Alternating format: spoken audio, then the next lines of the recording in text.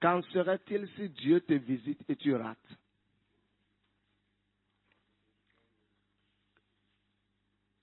Qu'en serait-il si Dieu te visite et que tu rates la visitation?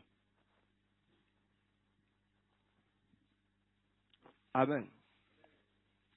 Qu'en serait-il si Dieu te visite et que tu rates la visitation? Parce que le tout ne suffit pas que Dieu visite. Dieu, quand il dit je vais visiter, il visite. Mais la plupart du temps, les gens ont raté la visitation divine. Et c'est ça que nous allons voir ce matin, Luc 5. Un texte que tout le monde connaît.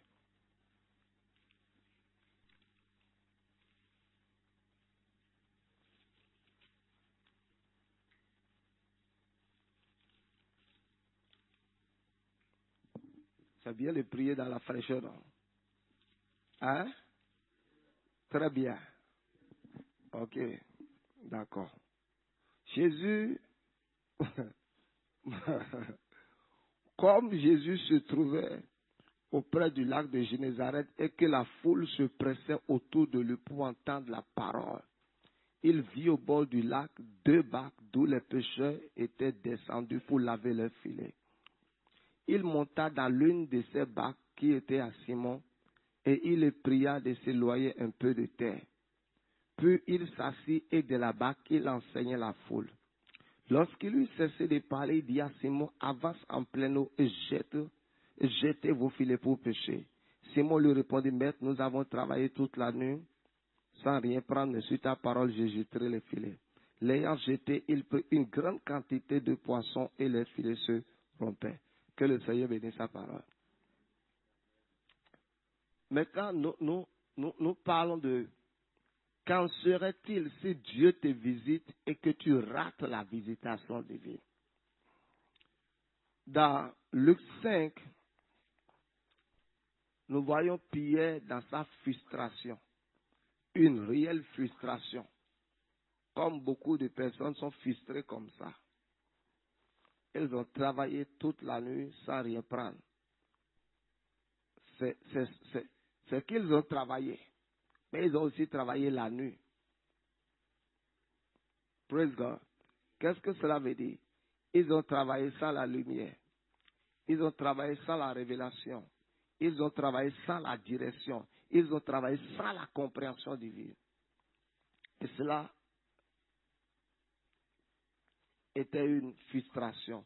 Quand vous travaillez sans la lumière, vous ne saurez pas ce que vous êtes en train de faire. Quand vous travaillez sans la direction, vous ne saurez pas où vous allez. Mais la Bible dit que le jour étant arrivé, ils ne se sont pas découragés. Amen. Je n'ai jamais vu dans la Bible Dieu utiliser une personne découragée. Il va d'abord l'encourager. Quand une personne est découragée, c'est un état critique de sa vie spirituelle.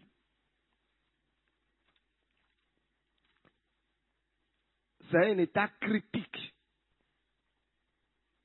Tel qu'on dit que quelqu'un a une maladie et la maladie, la personne est dans un état critique, la personne est dans une phase critique.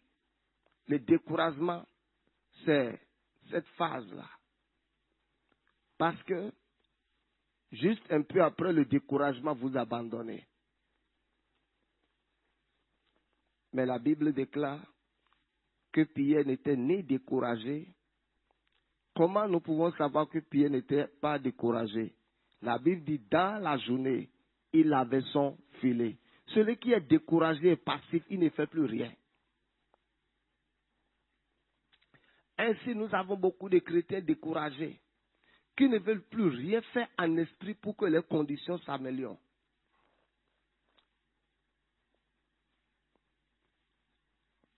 Amen. Si tu es dans cet état, on doit appeler les samis spirituels. Alléluia.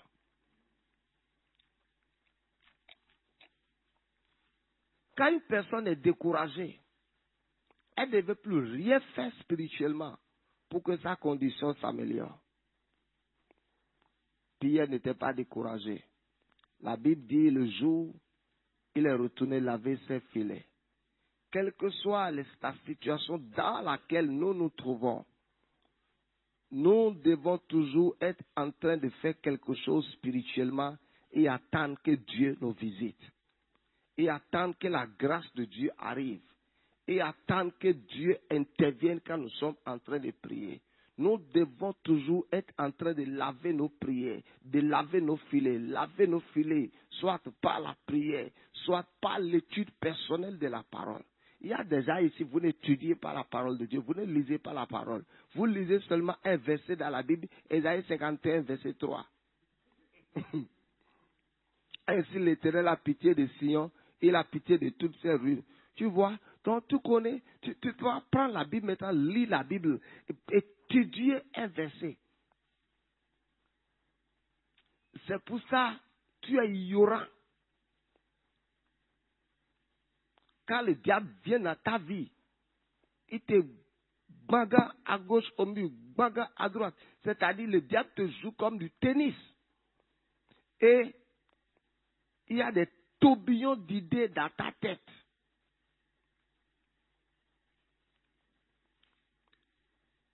Et dit, tu as été pesé. Et tu as été trouvé léger. Pourquoi? Quand le diable vient vers chacun d'entre nous, il vient jauger d'abord notre maturité. Il vient jauger la quantité de la vérité de la parole qui est dans notre cœur. Pierre était en train de laver son filet. Et la Bible dit maintenant que Jésus est arrivé. Il y avait plusieurs bacs. Mais Jésus est allé directement vers Pierre. Dit Jésus est allé directement vers Pierre. Ok. Vous savez, il arrive des moments où Dieu demande et exige certaines choses particulières de certains d'entre nous. Et nous avons souvent des questions intérieures. Pourquoi c'est à moi Dieu demande ça? Pourquoi c'est de moi Dieu exige ça? N'y a-t-il pas combien de brebis ici ce matin? Pourquoi Dieu ne pouvait-il pas dire que on n'a qu'à semer 10 000, ça n'a qu'à faire le montant et Dieu dit que c'est moi seul, je vais donner le montant. Vous savez, parfois Dieu dans sa sagesse, tout ce qu'il fait, on ne peut pas le questionner.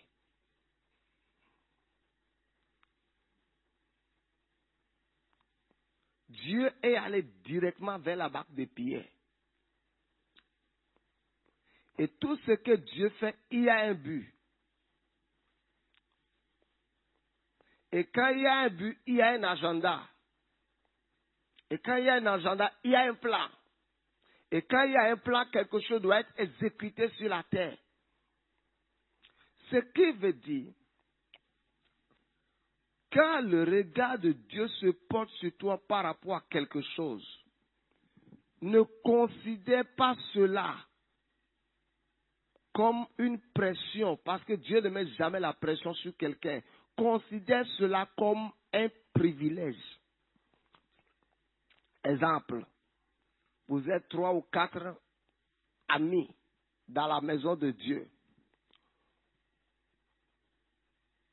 Les 3 autres vivent dans la débauche.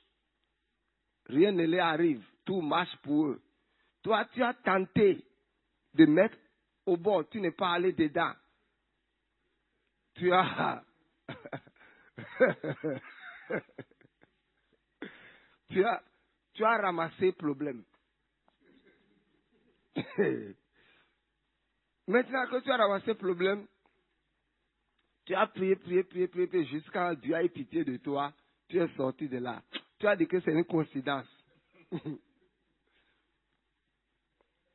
Tu pars quelque part avec ta foi en Christ. Devant toi, On la fouette dans la chambre correctement, elle sort. Tu vois encore elle, tout marche pour elle. La chose te pousse. Tu pars encore. On met ça encore au bord. La semaine qui a suivi, c'est un châtiment pire qui t'arrive. Tu vas croire que les autres là, Dieu les permet des choses et que toi, c'est comme si Dieu était contre toi. Je vais t'expliquer. Il faut comprendre quand c'est comme ça avec toi. Tu es un choix particulier de Dieu et Dieu veut faire une chose particulière avec toi. C'est la raison pour laquelle nous ne devons pas imiter les désordres des autres et vivre dans les désordres comme les autres. Parce que chacun d'entre nous, nous avons une destinée unique. Nos visages ne se ressemblent pas. Donc les choses que Dieu veut faire avec nous peuvent se ressembler, mais ce n'est pas les mêmes choses.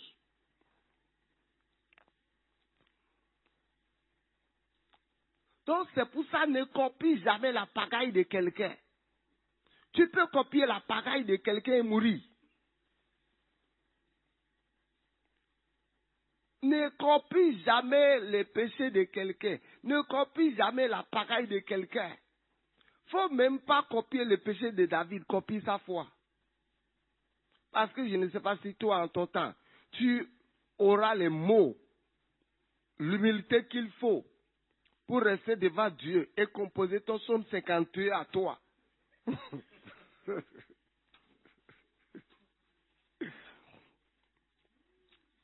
Faut même pas copier la polygamie d'Abraham. Lui, il est l'ami de Dieu. J'ai dit quoi? Il est l'ami de Dieu. Et il cherchait quelque chose de particulier. La Bible dit qu'il cherchait la postérité que Dieu lui avait promis, mais il cherchait de mauvaises manières. Donc, il y a des choses. Le fait que les autres soient en train de faire ça, ne laisse pas ton cœur balancer. You may do it one and it jam you. You may do it one. One, only one. Tu vois, tes autres copines font la chose fouillant comme ça. Et toi, est-ce que tu es une fille? Toi, là, ton histoire de sainteté. Oh non, tu sais, même les pasteurs, même papa, même c'est que de temps en temps, on va mettre ça. Et tu fais un seulement comme ça. Et voici une grossesse arrive. Et tu enlèves la grossesse, l'enfant fuit, l'enfant pardonne. L'enfant dit, je ne pars pas. Et malheur encore pour toi. Dès que tu as dit je suis enceinte, il a changé de casting. Il a émigré vers le nord. Vous savez, c'est des réalités qui arrivent dans la vie chrétienne. Parce que nous avons toujours tendance à copier ce qui est mauvais. Il est difficile pour l'homme de copier ce qui est bon. L'homme a toujours tendance à copier ce qui est mauvais.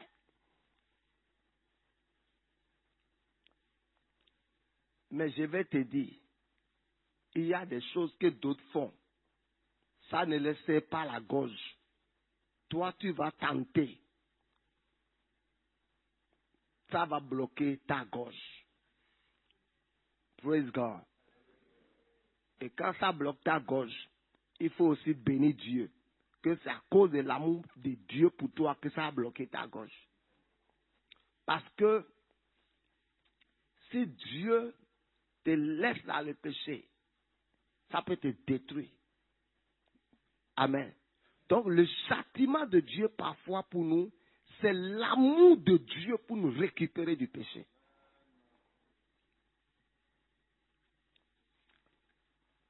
Jésus est allé vers Pierre. Il a porté son choix sur Pierre.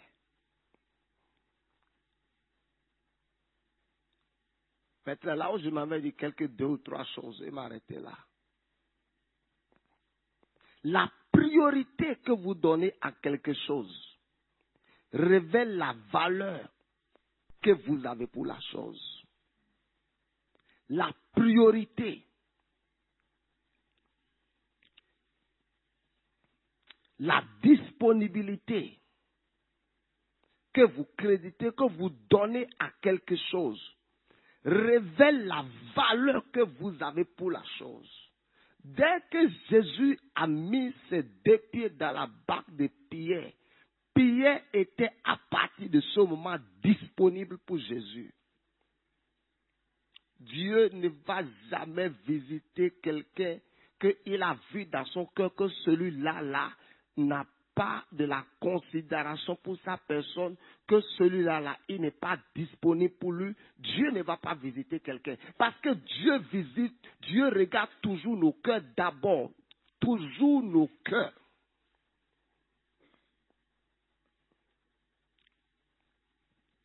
Ouais, parfois, c'était dans le débat, pourquoi Dieu bénit tel, pourquoi Dieu ne bénit pas tel. Dieu sait, quand Dieu voit ton cœur là, déjà là, Dieu sait que quand il te bénit, tu deviendras plus avare.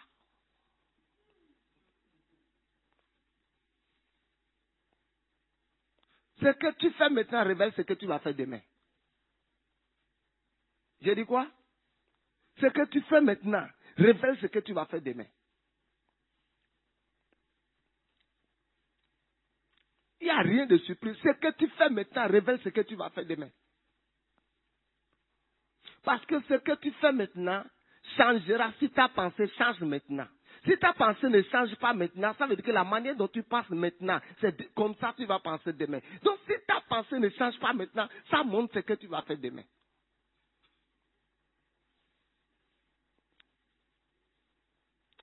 Quand Jésus a mis les pieds dans la barque de Pierre, Pierre était disponible.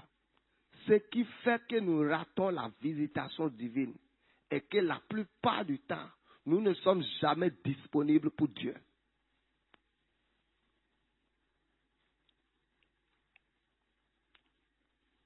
Regardez.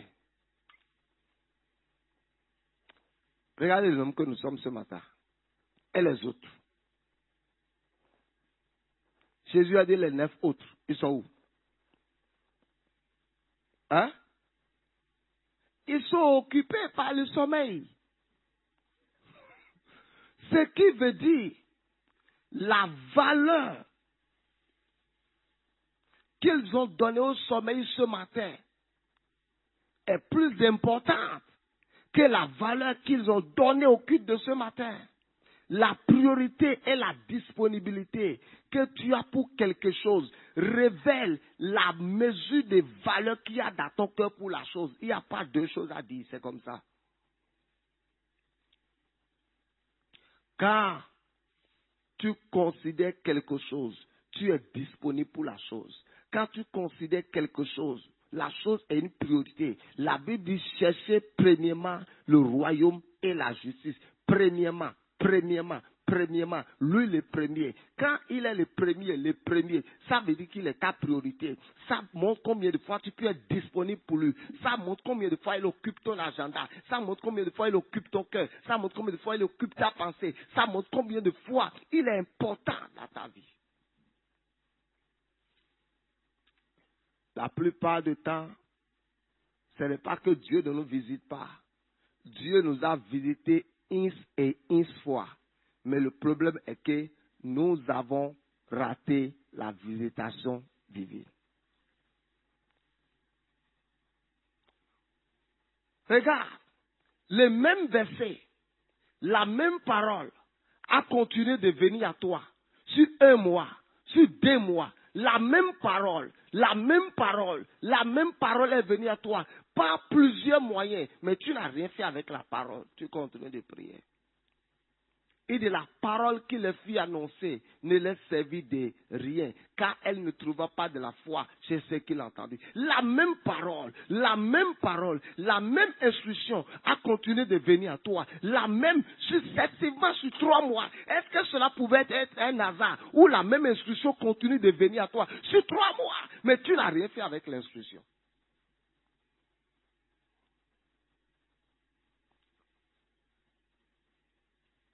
Je peux vous citer 5 raisons pour lesquelles nous ne sommes pas souvent disponibles pour Dieu.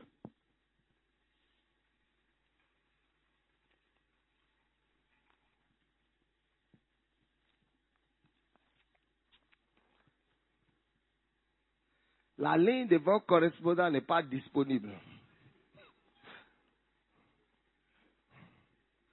Soit tu tais. La ligne de votre correspondant n'est pas disponible, soit tu.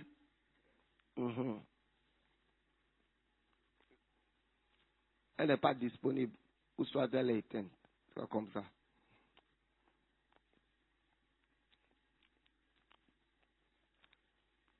Il y a des raisons pour lesquelles nous ne sommes pas souvent disponibles pour Dieu et que Dieu n'est pas la priorité dans notre cœur. Vous savez,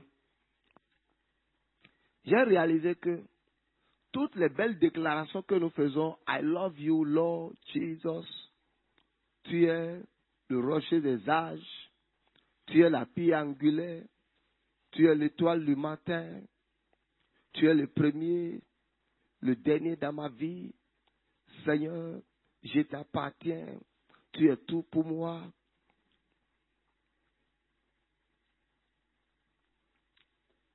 C'est bien de faire ce genre de déclaration à Dieu, mais la plupart du temps, c'est du mensonge. Tu sais, moi-même, je sais.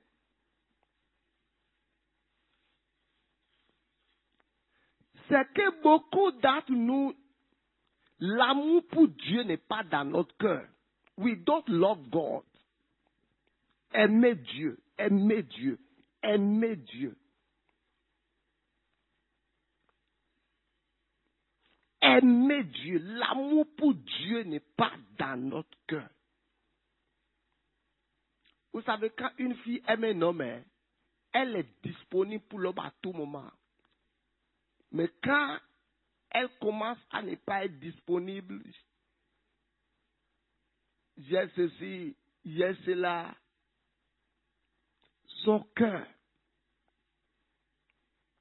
Je dis toujours,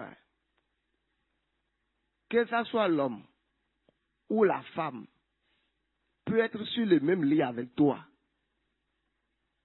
Hein? Et vous vous couvrez avec le même drap. Mais son cœur est en ville. Je dis quoi, son cœur où? En ville. Son cœur n'est plus dans le lit avec toi.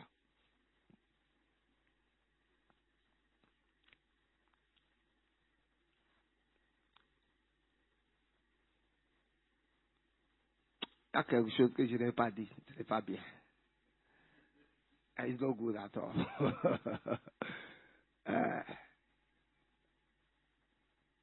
Le fait de se couvrir avec le même drap, sur le même matelas peb,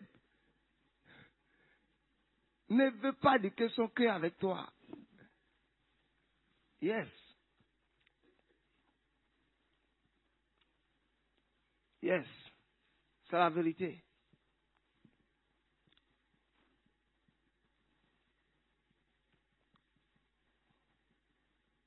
C'est la vérité. Si je dis quelque chose maintenant, les femmes seront choquées. Vrai, vrai. If I say something now, you will be shocked. You will be choqué. Ok. Ok. On va clôturer. 5 raisons pour lesquelles les gens ne sont souvent pas disponibles pour Dieu.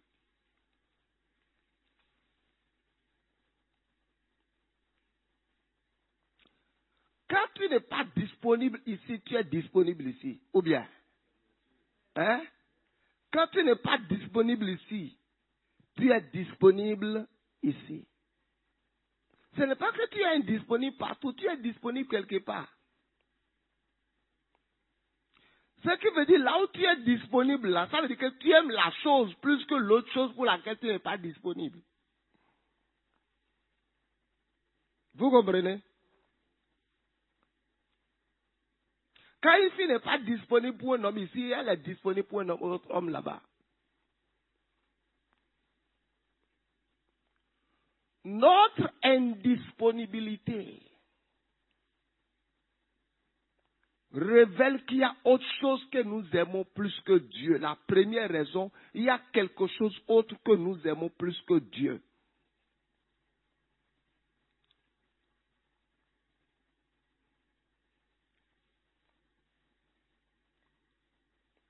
David dit, je t'aime, ô Éternel, ma force. Il dit, n'aimez point le monde. Vous savez, quand l'amour pour le monde est dans notre cœur, c'est évident que nous ne pouvons pas être disponibles pour Dieu à tout moment. Parce qu'à un certain moment, quand l'amour pour le monde commence à envahir notre cœur, nous allons commencer à être disponibles pour le monde et indisponibles pour Dieu.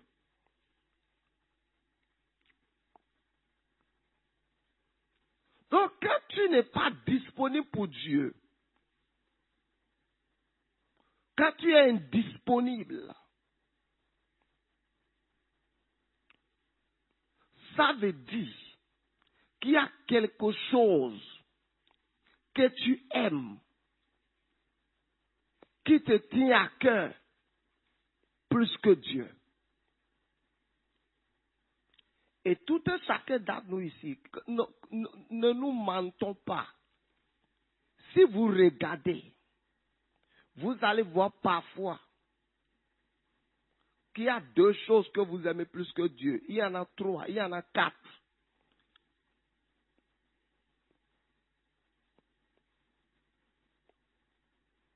Qui aime Dieu plus que tout ici? Hein?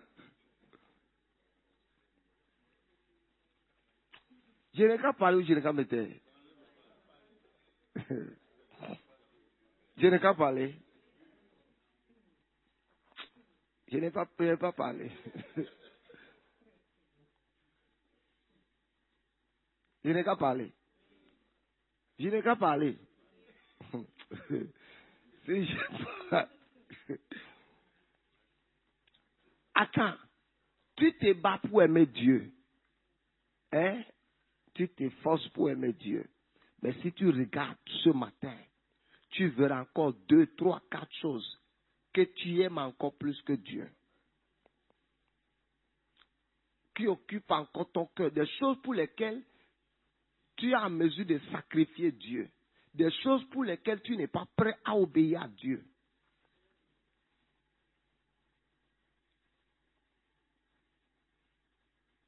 Tu es en train de te battre pour écarter ces choses. Je crois. Mais il y a encore 1, 2, 3. On n'a pas le même nombre. D'autres ont 2, d'autres ont 3, d'autres ont 4, d'autres ont 5. D'autres ont 6. D'autres ont 7. Le chiffre de la perfection.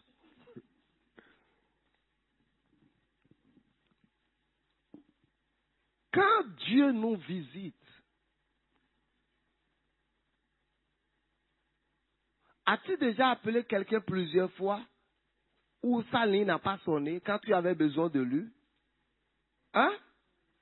Surtout même quand la personne sait que tu es supposé l'appeler, il va couper son portable. Et quand il va couper le portable, il va te dire c'est le réseau. Mais la même personne va allumer son portable pour appeler quelqu'un d'autre. Et vite couper encore pour que tu... Ou surtout quand tu dois à quelqu'un, tu mets la personne sur liste noire. La personne n'arrive jamais à te joindre. Dieu seul sait ce que tu as fait à son numéro. Mais tu arrives à joindre d'autres numéros.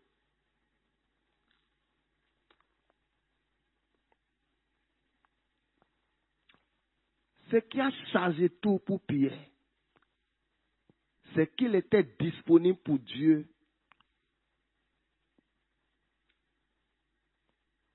autant que Dieu voulait, pas autant qu'il pouvait. Amen. C'est Jésus qui a déterminé le temps de sa prédication. Ce n'est pas Pierre. C'est quand lui, il a fini de prêcher, quand il a fini de faire ce qu'il voulait faire avec la barque de Pierre, qu'il s'est occupé de Pierre.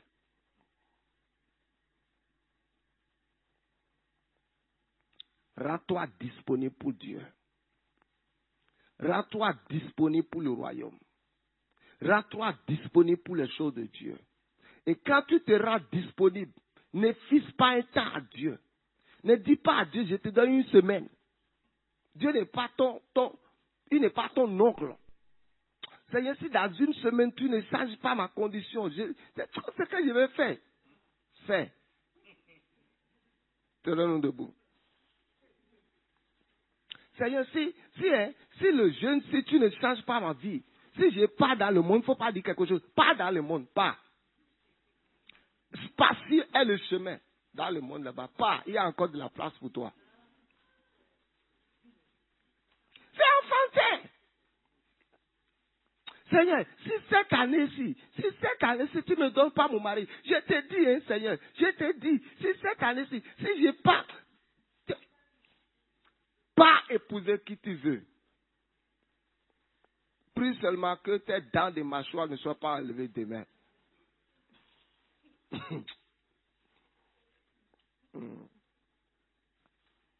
C'est enfantin. Arrête de menacer Dieu. Il y a des gens qui menacent Dieu. On dit dedans, ni à ma blo. On dit dedans, ni à ma blo. Ni à ma blo, t'es un Dieu. S'il ne fait pas là, il va perdre le trône à cause de toi. Écoute-moi, si tu vis, il est Dieu. Si tu es mort, il est Dieu. S'il a fait pour toi, il est Dieu. Si tu n'as pas fait pour toi, il n'a pas fait pour toi, il est Dieu. S'il a fait pour toi, il est égal à lui-même. S'il n'a pas fait, il est égal à lui-même. Donc qu'il le fasse, qu'il ne le fasse pas pour toi là, ça ne va rien enlever de sa personne. Donc arrête de dire, Seigneur, je te dis, oh, je te dis, oh, je te dis, oh. Si tu ne fais pas, si je prends une décision, il ne faut plus dire que c'est moi. Oh. C'est enfantin, ce n'est pas bien. Ah, tu as vu, quand j'ai menacé Dieu, Dieu a fait. Toi, tu as menacé Dieu, Dieu a fait. Tu n'as pas du tout un cœur humble. Les gens comme David sont à genoux en train de dire au Seigneur, ne me laisse pas voir aie pitié. Et puis vois mes adversaires, Seigneur. Et toi, tu dis à Dieu que j'ai menacé Dieu, comme je l'ai menacé, maintenant il a fait. Tu es sûr. Tu n'as pas vu Asaph. Il dit toutefois mes pieds allaient chanceler jusqu'à ce que je sois rentré au-dedans de moi-même. Tu as vu la condition de toutes mes copines. Tu as vu la condition des gens de ma promotion. Tu as vu comment ça y est. Je te parle, si tu ne fais pas, fais. Je t'autorise, fais.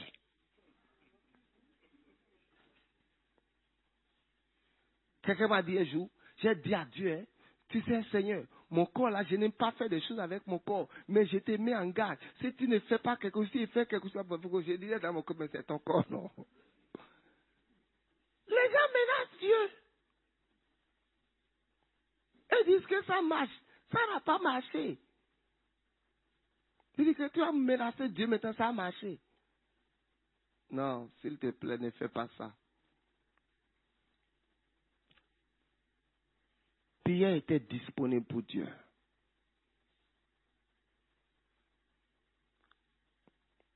Ésaïe chapitre 6. Il dit, qui enverrai-je? Qui marchera pour nous?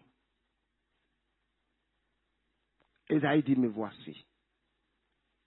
Même un prophète, Dieu lui a posé la question, qui enverrai-je? Qui marchera pour nous?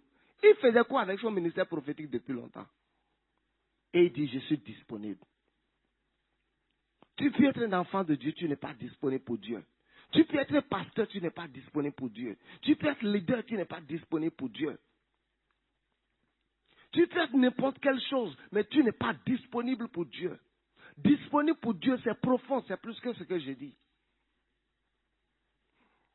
Il y a des gens, leur argent n'est jamais disponible pour Dieu. Mais leur argent est toujours disponible pour d'autres choses.